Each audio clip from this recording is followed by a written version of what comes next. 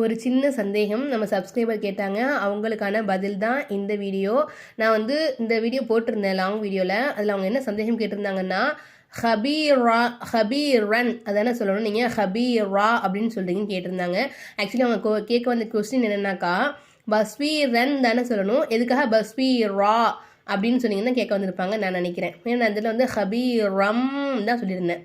ஓகேங்களா? இங்கே ஏன் நிப்பாட்டும் போது பஸ்வீரன் அப்படின்னு சொல்லாமல் பஸ்வீரா அப்படின்னு சொன்னீங்கன்னா அவங்க கேட்டிருக்காங்க. இது என்ன காரணம்னா, இங்கே வந்து ஒரு வக்ஃபுடைய சட்டம் வருது சிஸ்டர், சரிங்களா? இங்கே வந்து ஒரு வக்ஃபுடைய சட்டம் தான்.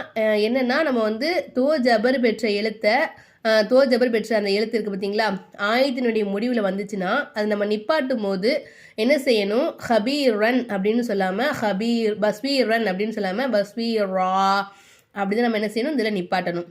இது இந்த இடத்துக்கு மட்டும் கிடையாது.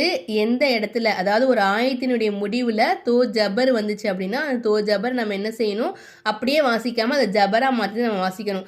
எம்பு அப்படின்னும் பஸ்வீ ரா அப்படின்னு நம்ம வாசிக்கணும். புரிஞ்சுங்களா? என்னென்னு கமெண்ட்டில் சொல்லுங்கள். இன்ஷா அல்லா எல்லாருக்குமே சட்டம் புரிஞ்சுக்கணும்னு நினைக்கிறேன். எல்லாருக்குமே யூஸ்ஃபுல்லாக இருக்குன்னு தான் இது நான் ஒரு வீடியோவாக எடுத்து போடுறேன். ஓகேங்களா? வேறு யாருக்கும் என்னென்ன சந்தேகங்கள் இருந்துச்சுனாக்கா கமெண்ட்டில் கேளுங்க. இன்ஷா அல்லா நான் கண்டிப்பாக அடுத்த ஷார்ட்ஸ் தான் உங்களுக்கு நான் அப்லோட் பண்ணுறேன்.